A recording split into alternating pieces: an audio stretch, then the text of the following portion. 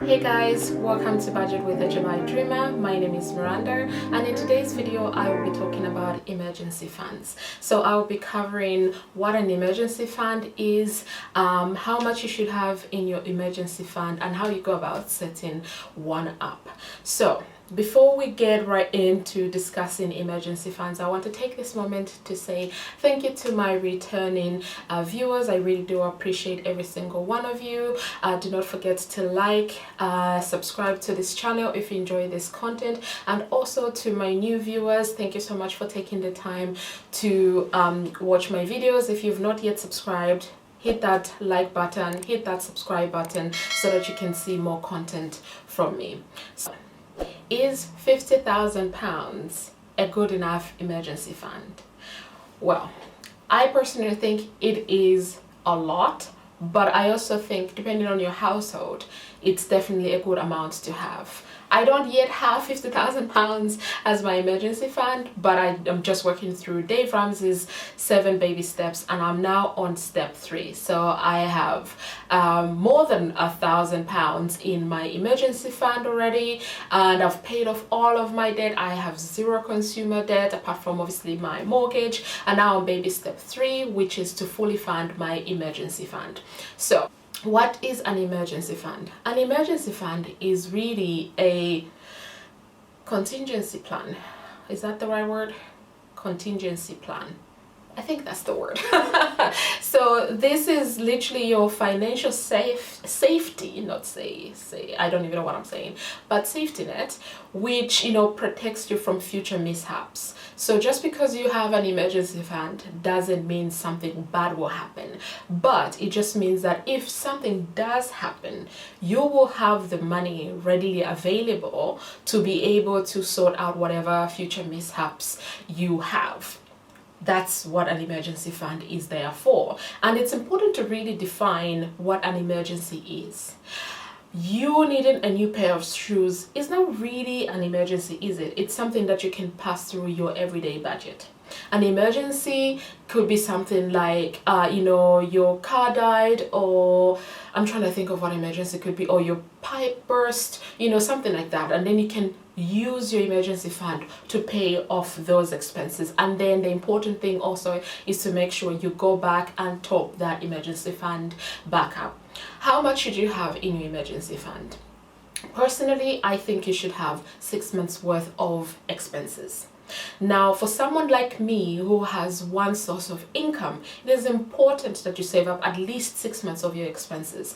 This is because if you do, for example, lose your job, then it will take you some time to get a job. Maybe you are in an industry where it's easy to get another job like really quickly, or if you're in an even harder industry, it's just important that you have that much money kept in case you don't get a job quickly, or in case you don't get funds in back quickly, financial situation back to normal. So I think 6 months. So how I calculate my emergency fund, I use my budget tracker, obviously, where I have fixed expenses and variable expenses. I don't include variable expenses into my emergency fund calculation. I literally just look at all of my fixed expenses, and normally they add up to 2,700 or thereabouts. So looking at that, and I want to save up 6 months worth, that comes to just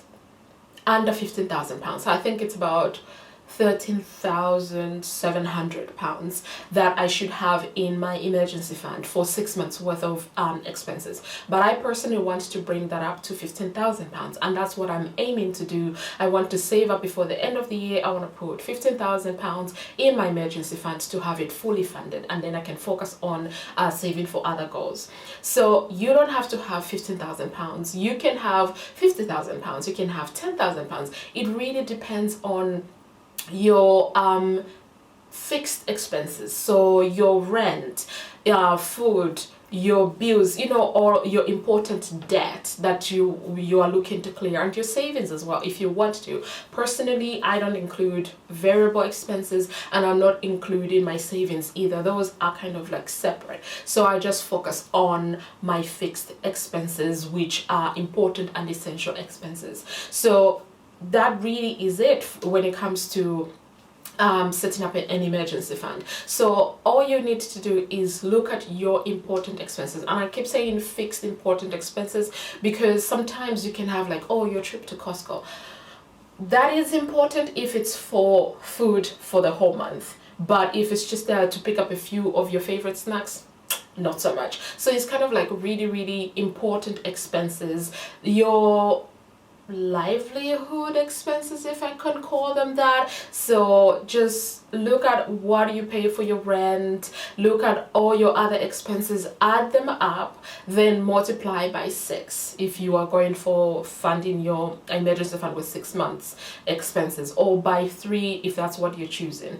Then what I do is, we still got 9 more months left in 2021, so I just divide that by 9, and I know that I should be saving at least 800-900 pounds every single month, and add that into my emergency savings account. And also, it's important to discuss, where do you actually keep your emergency fund? So I do a bit of investing, and I would not recommend putting your emergency fund in an investment account, purely because if an emergency did come up and then you had to go sell some of your investment, you may actually not get the money on the same day that you do the selling. You may get it on the next day, or it may even take maybe 3 to 4 business days for it to clear into your account. So there's all of these nuisances with putting it in an investment account.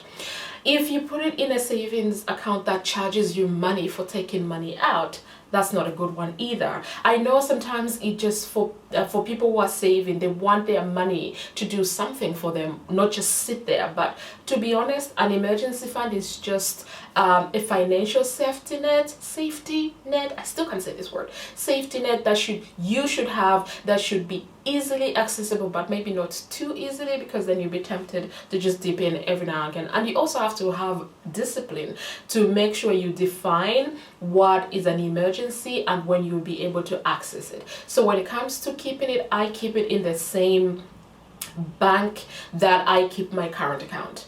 I can easily access it, but I also have certain restrictions that I have imposed myself. So I don't actually access that savings account. It doesn't charge me anything to take money out. Maybe it just tells me that, oh, you may lose the interest you'd have made if you withdraw, which is fine, because I'm not exactly wanting it there to grow in interest. I mean, it's 0.05, so it's not like it's gonna grow huge, but you know, it's still something, right? So I keep it in that savings account. Other people that I know, they keep their emergency funds with another bank, which is still accessible, that they do have a card for that account, and if an emergency came up, they can still use that card either to pay for things online, or you know, just withdraw money and pay for whatever the emergency is. So you need to be able to easily access it. Don't put your emergency fund in an investment account. That is a mistake. I personally think it is a mistake.